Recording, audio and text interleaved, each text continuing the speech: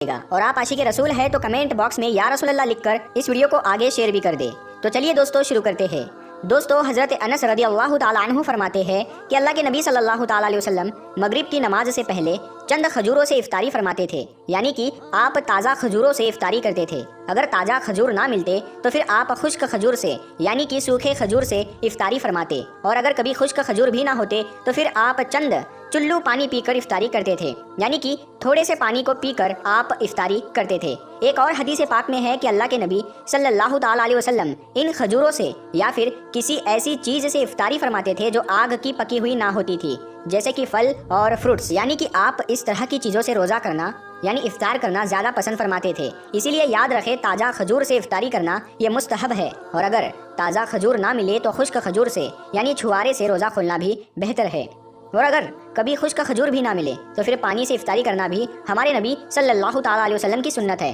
یا پھر اس کے علاوہ جوس یا دودھ کے ساتھ بھی روزہ کھولنا بہتر ہے۔ یاد رکھے اللہ کے نبی صلی اللہ تعالیٰ علیہ وسلم افطاری میں آگ پر پکی ہوئی چیزوں کو نہیں کھاتے تھے۔ اس کا مطلب یہ نہیں کہ اس کے لیے آپ نے منع فرمایا ہے، بلکہ اس کے بارے میں آپ نے ارشاد فرمایا ہے کہ افطاری میں آگ کی پکی ہوئی چیزوں کو کھانے سے پیٹ کو نقصان پہنچتا ہے، مادے کو نقصان پہنچتا ہے، اسی لیے آپ اپنے آپ کو اس پریشانی سے بچانے کے لیے ایسا کرتے تھے۔ مگر آج کل تو دیکھنے میں آتا ہے کہ زیادہ تر لوگ افطاری میں سموسے اور پکوڑے کو کھانا ہی زیادہ پسند کرتے ہیں، مگر یاد رکھے ایسا اللہ کے پیارے نبی صلی اللہ تعالیٰ علیہ وسلم کبھی نہیں کرتے تھے۔ اس کے علاوہ دوستو اللہ کے نبی صلی اللہ تعالیٰ علیہ وسلم جب سحری کھاتے تھے تو بالکل آخری وقت میں کھاتے تھے۔ ادھر حضرت بلال اذان دے رہے ہیں اور ادھر آپ آخری لقمہ کھا رہے ہیں، اور ادھر سورج نیچے ہوا یعنی کہ ڈوبا اور آپ نے اپنے منہ میں کھجور رکھی یعنی کہ افطاری کی۔ ایسا آپ اس لیے کرتے تھے تاکہ اپنے امت پر بھوک کا وقت کم سے کم آئے۔ ایک مرتبہ اللہ کے نبی صلی اللہ تعالیٰ علیہ وسلم سحری کے وقت میں بکرے کی سیری کھا رہے تھے،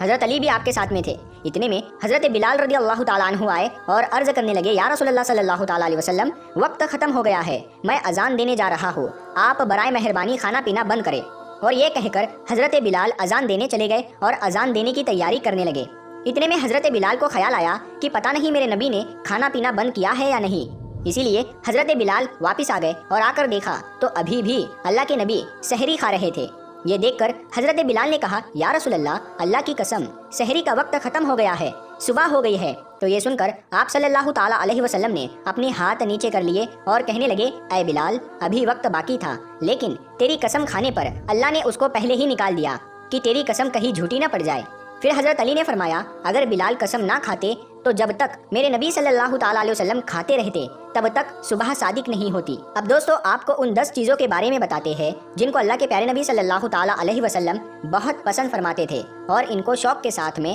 تناول فرمایا کرتے تھے۔ یاد رکھے اللہ کے پیارے نبی صلی اللہ تعالیٰ علیہ وسلم کا کھانا پینا بڑا ہی سادہ تھا۔ شہد، جیتون کا تیل، کدو تو آپ بڑے شوق سے کھاتے تھے۔ آپ اپنے منہ اور دانتوں کا بھی بہت خیال رکھتے تھے، اس وجہ سے آپ کچا پیاز اور لہسن کبھی نہیں کھاتے تھے۔ آپ پیاز اور لہسن کو ان کی بدبو کی وجہ سے ناپسند فرماتے تھے۔ یاد رکھے اللہ کے رسول صلی اللہ تعالیٰ علیہ وسلم کو اگر کوئی چیز یا کوئی کھانا پینا پسند نہ ہوتا تو آپ اس کو چھوڑ دیتے تھے، یعنی کہ اس کو نہیں کھاتے تھے، مگر اس چیز کو آپ برا نہیں کہتے تھے۔ حدیث پاک میں ہے کہ اللہ کے نبی صلی اللہ تعالیٰ علیہ وسلم کی عادت مبارکہ تھی کہ آپ کو جس قسم کا بھی کھانا مل جاتا تھا آپ اس کو